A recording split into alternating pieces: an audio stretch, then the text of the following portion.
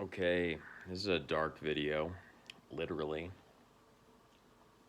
Arvel asked for responses to this question of um, reasonability. Should we be reasonable? Should we not be reasonable? Is reason the grounding of our metaphysics, of our Weltanschauung? Is it our guiding light? Or is it a tool? Is it a mechanism? Or is it a perversion? Let's explore these concepts and more. So, when we use the word pervert, I guess I'll work backwards here. When we use the word perversion, we're referring to a twisting, turning, or an inverting of some kind of uh, something that seems natural. Now, the word natural can be deconstructed to be meaningless. You can say, well, humans are natural because we come from nature, and therefore everything humans make is natural, and therefore everything is natural. Therefore, the word natural loses its meaning. But clearly, we have a sense of the natural, and that sense can be instinctual, that sense can be by habituation, that sense can be historical. The sense of the natural. It is natural for insert the blank here. What is natural? What's not natural? Reason and rationality allows us to start from axioms and principles that are divorced from our intuition, which is developed again through intuitions that are biological, intuitions that are historical, intuitions that are habitual. Reason allows us to say things like, well, the most important thing is that we please God. What is pleasing to God? Well, what's pleasing to God can be known through the elders. Well, what do the elders say is pleasing to God? Well, the elders say that it's pleasing to God that we rest. Well, that's entirely reasonable. What does that exactly mean, to rest? Should we just be confined to bed all day? Well, of course not. We're not confined to bed all day because, it's not really resting. I mean, is that really what resting is? And it might be exhausting to be confined to bed all day. So no, it should be a day of leisure, which means we're not confined to bed, but we also shouldn't be doing too much stuff. And so what you end up with is people, paying others to turn on light switches for them. That's essentially what we mean when we talk about perversion. We say there's some kind of initial um, axiom that then gets taken to the logical extreme and ends up far removed from what we consider to be natural.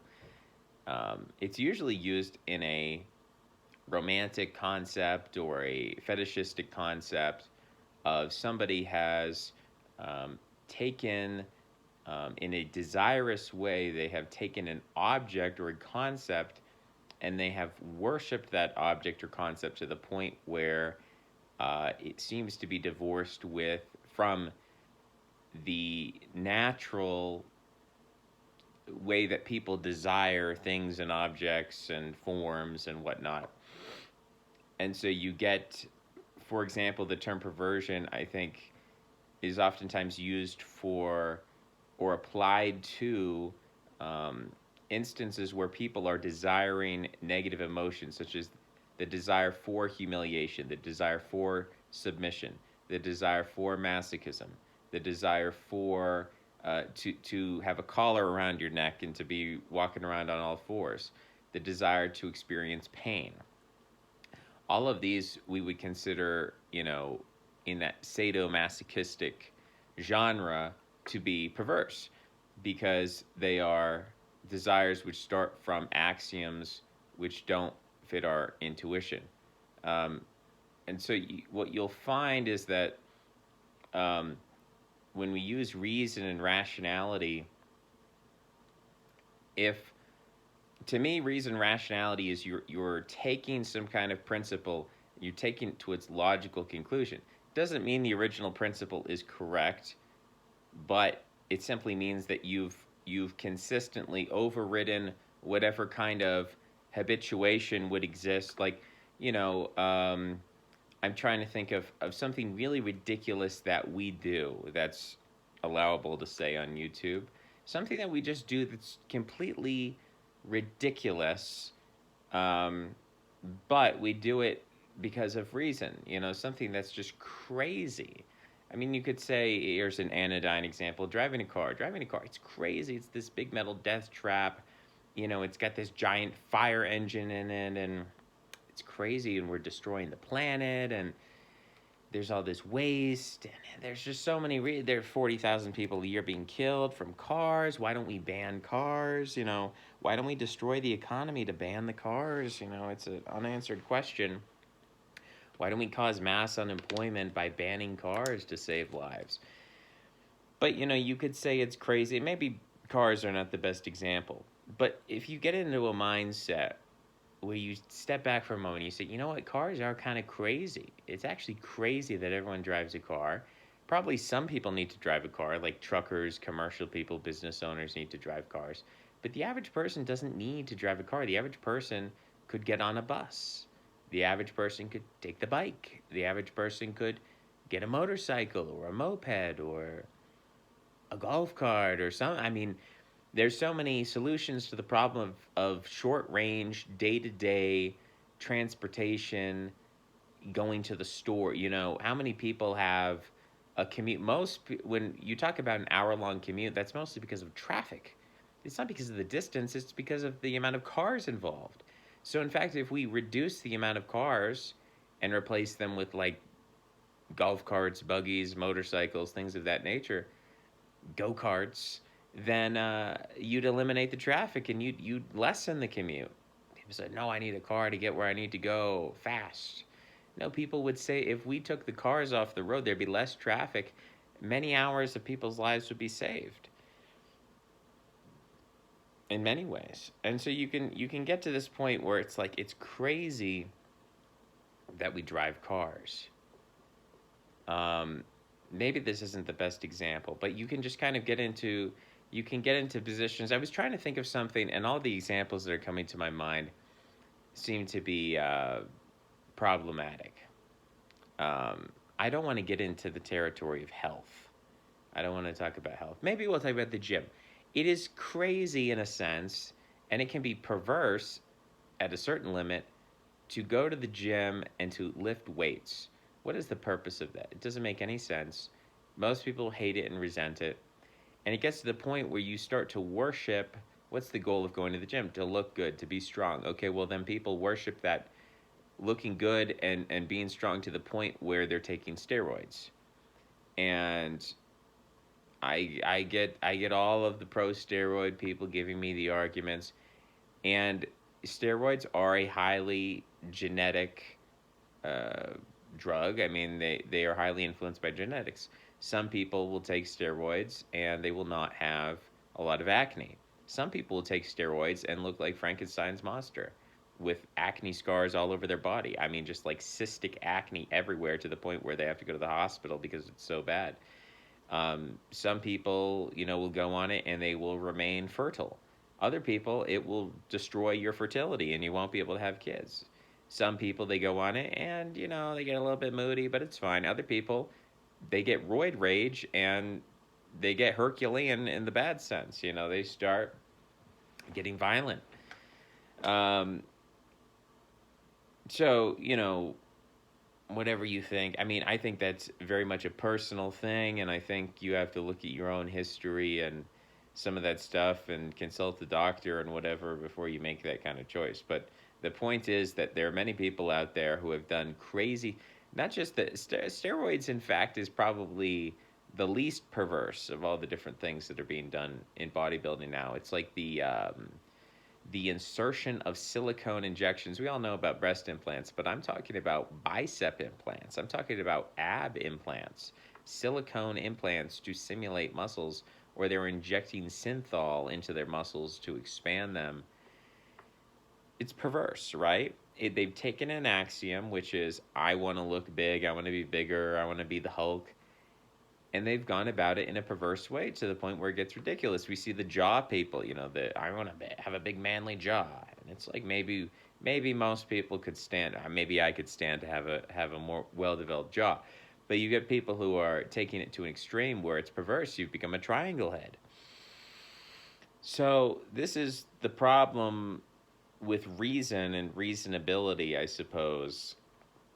to a lot of people is that uh, it allows you to take some kind of axiom and it allows you to run with that axiom and completely divorce yourself from what we would consider common sense, habituation, history, intuition. Now, I think what Orville might say is that, well, that's not true reason. That's half baked reason, and therefore it might as well not be reason at all, because it's based on a principle in all these cases that we're going through. For instance, the bodybuilder abuse, um, that is not based in reason. The foundation there was not like the pursuit of the good in its most reasonable and simplistic form. That was the pursuit of some kind of body image issue. Um, so not reasonable at all. I mean, if you're starting from the principle of how do I get myself as obese as possible, and you go about that in the most well, I'm gonna take, I'm gonna supersize every McDonald's meal and so on. Right? That's not reasonable. That's the combination of a very unreasonable goal with a very reasonable strategy, and that's what makes it perverted. So I think what he might say, and maybe he can correct me, but I think what he might say is that what's important is not just the reasonable process, because if you have unreasonable foundations, you can go about those unreasonable goals in a very reasonable way. You can say, well, I have a very reasonable plan of how to create an operating system called Temple OS, where I'm going to create God's temple in an operating system. And you could say that that goal and that whole mindset that surrounds that goal and informs that goal is complete detachment from reality, not very reasonable at all. But the programming that goes into it by Mr. Davis was, in fact, very logical. I mean, strictly logical. So the reasonable mind, in other ways, I think this is the problem of the merchant class. The merchant class is extremely reasonable, rational, logical, and mathematical in its methods of, I don't know if you'd say power broking, but the stock market is a bunch of numbers. It's data, it's statistics, right? And so the actual mechanisms of the market are reasonable, but the foundations of the market are entirely unreasonable. We don't need any of these jobs. The entire economy is a joke. You know, it's the FIRE economy. It's finance, insurance, real estate, and entertainment. It's all fluff. It's all people making themselves miserable in order to earn money at a job to buy things that make themselves miserable. Um, and when you ask them, well, why can't you spend more time with your family? Well, I have to go to my job. Well, why can't you eat healthy? I don't have time to eat healthy. I have to go to my job. Well, why can't you just relax? Why are you so stressed out? I can't. I have to do my job. Okay, well, why can't you work out a little bit? Sorry, I'm working today. I'm tired. I just got home from work. I'm tired. It's like, well, what are you going to do with this money? Well, I'm going to buy a big house and a big car and a pool and a jet ski. And I'm going to buy all this stuff that I'm really not going to use. It's merely a social status signaler that I've been told I need to achieve.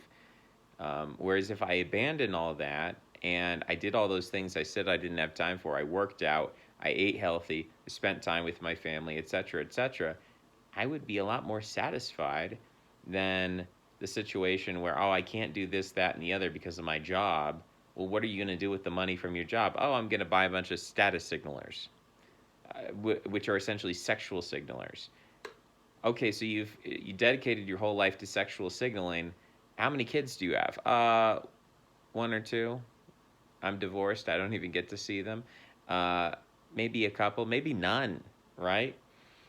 So like the people who are the most the goal they have is I'm gonna sexually status signal, and then they don't have any kids. I mean, that's a bit perverse.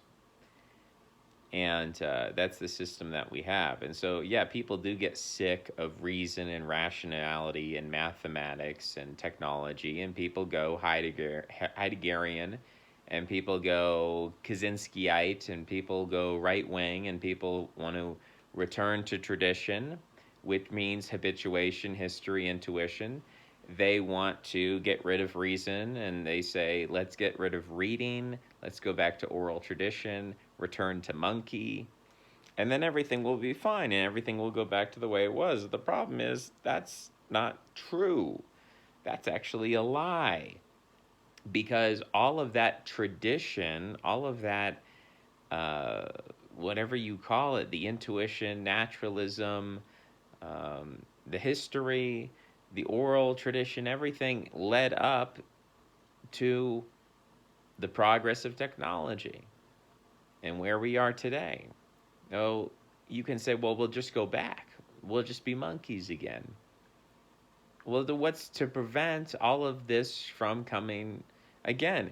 It seems that we had the potential all along. It's not that there was some technology gene that flipped on, sometime 200 years ago. No, this was a gradual process of unfolding that results from language. Language is a technology. So you either have to renounce language, which is to renounce humanity. People say, well, let's renounce technology to reclaim our humanity, not realizing that language is a technology. So we are humanism is technology, and so there's this conflict within us where, as we're bringing out of us this potentiality for technology, which is our nature, it's conflicting really with our animal nature. It's conflicting with all of our other desires. Our desire to be rational, reasonable, logical, to make plans, to formulate. That is in contradiction with many of our other senses of normalcy. That's a problem. So that's the aspect of perversion. And the other aspect, I think, of why people have a problem with reason is this issue of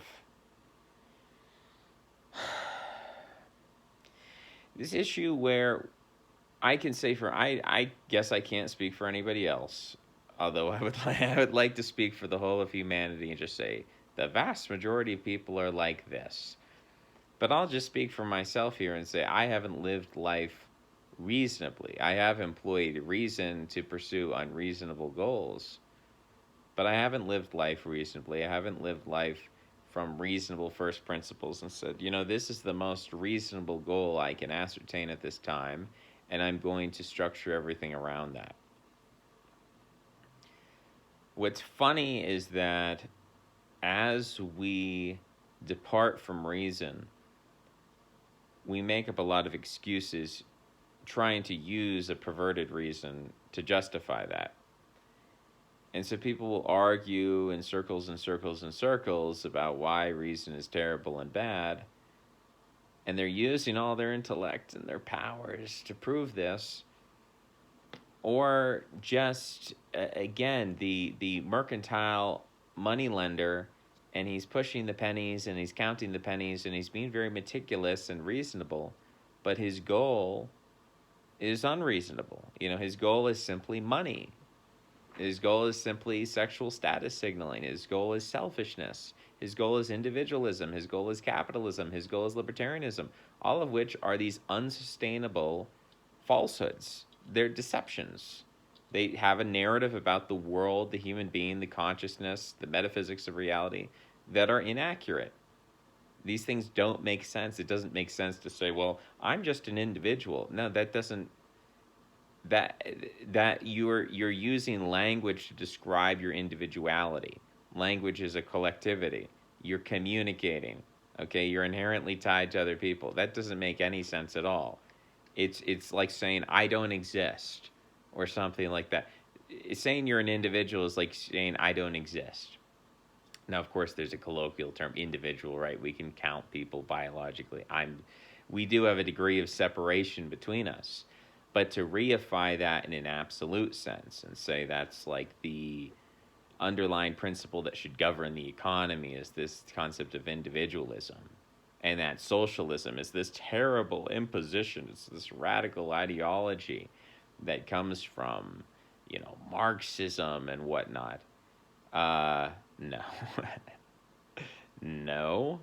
Actually, property is a collective concept. Actually, property makes no sense in an individualistic concept, in a context, because individualism would suggest that everybody has a radically different concept of property.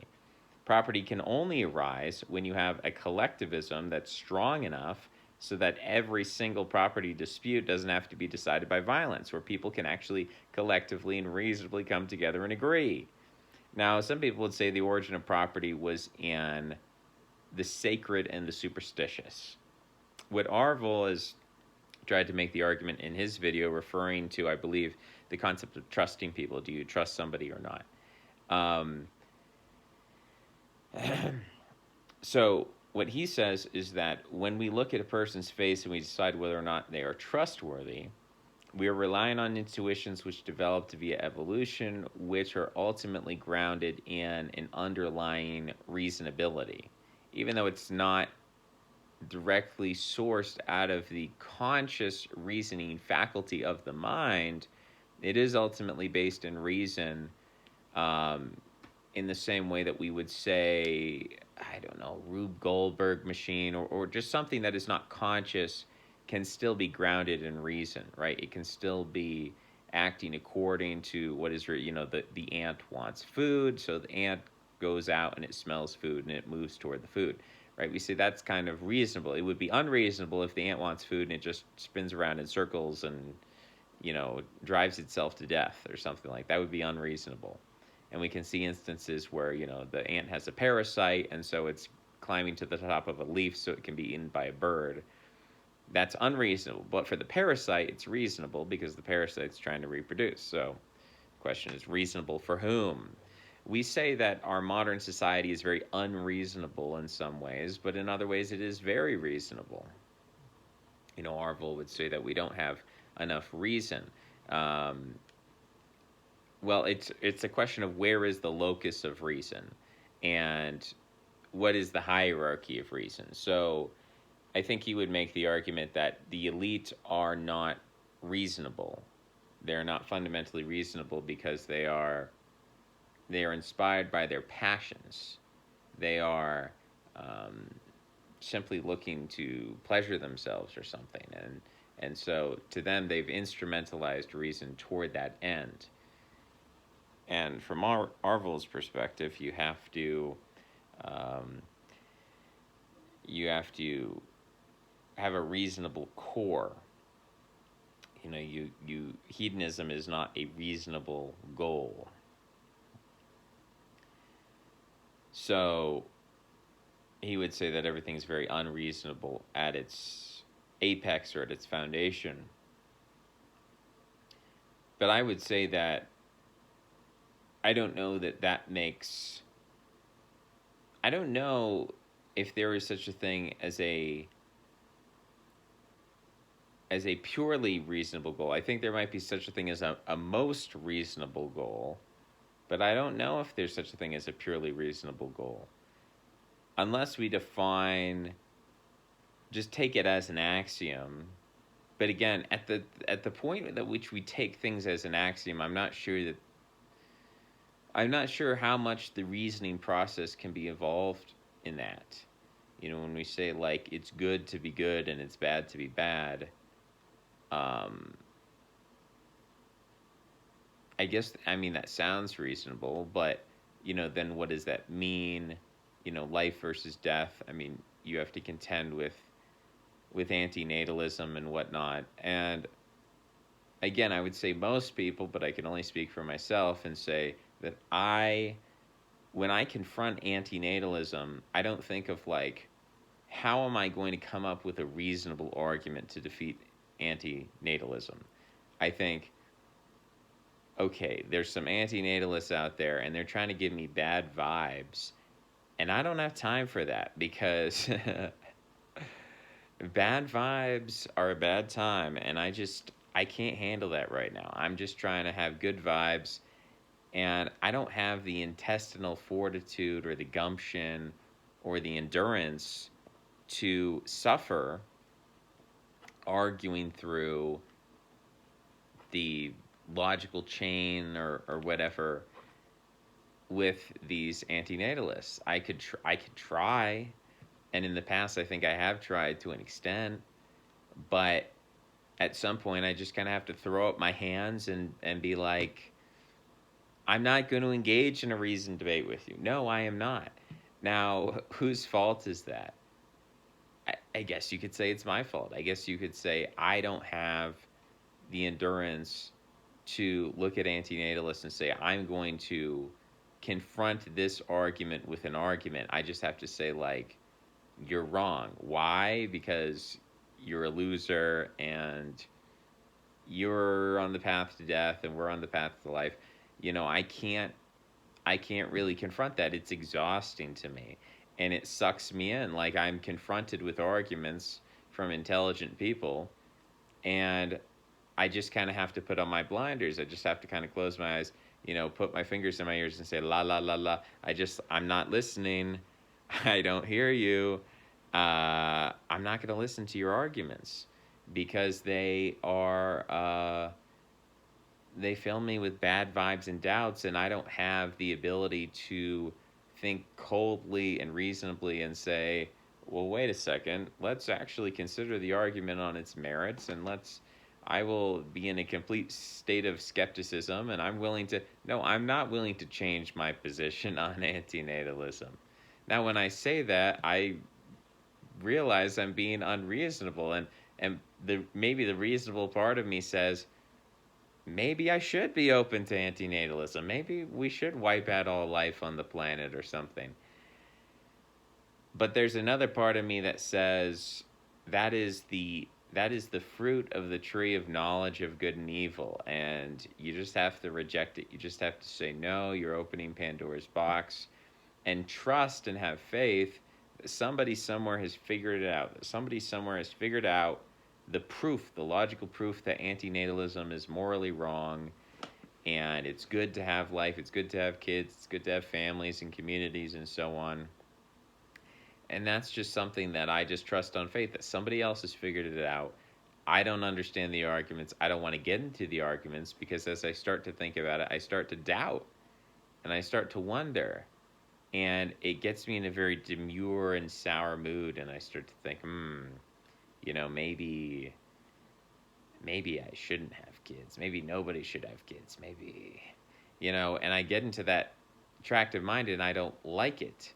I don't like the outcome, and so already I'm basing things on emotion, right?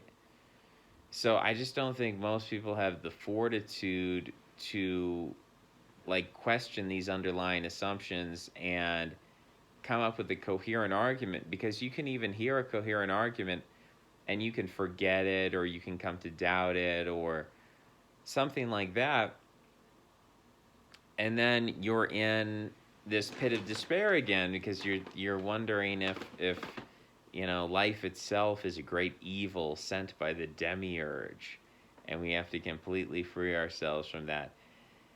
It's like that's really, it's not only hard and painful, it's not only Sisyphean, but it's also like, if you ask a dog to do metaphysics, if you're like, you don't get to eat until you do this metaphysical problem, the dog will just starve and die. And so I almost feel like I might be in a set of people where if you said, like, give me a logical proof of the falsehood of antinatalism, I might die before I can provide you that proof. I might just sit there and I might just wither away. Like I don't think you could get that blood out of the stone. Like I think I would just be stuck.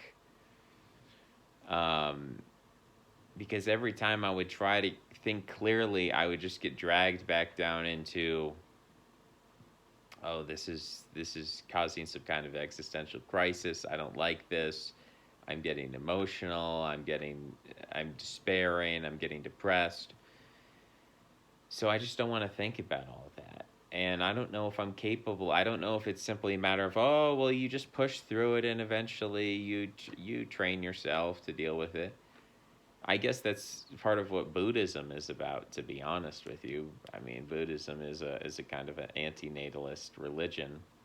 Even though the Buddhists have kept on keeping on, and they're still having kids, in the most part. I don't think the priests are supposed to get married and have kids, but the monks are not. The average people, Buddhism is still around. So, but yeah, the I don't know if I'm cut out to be a Buddhist. And again, I have to have this doubt, and I have to say, well, I'm ascribing these limits to myself. I'm saying I can't be a Buddhist. I can't be this. I can't be that. This is my identity. This is who I am. But I wonder if that argument itself, what is that based on? Is that based on this true self-knowledge? If I looked inside my organs and my brain and genetics, and I have determined that this is what I'm capable of and this is what I'm not capable of, where does that come from except some kind of self-referential, self-fulfilling prophecy? Really? I mean, who am I but a series of assumptions? Am I, like, my self-definition of who I am as an unreasonable person? Is that is that real, or is that just something? Is that just a convenient excuse that I've come up with so that I don't have to do the hard work of reasoning through things? I'm sorry, I'm moving around here. That's quite unreasonable of me. But I need to make sure that this is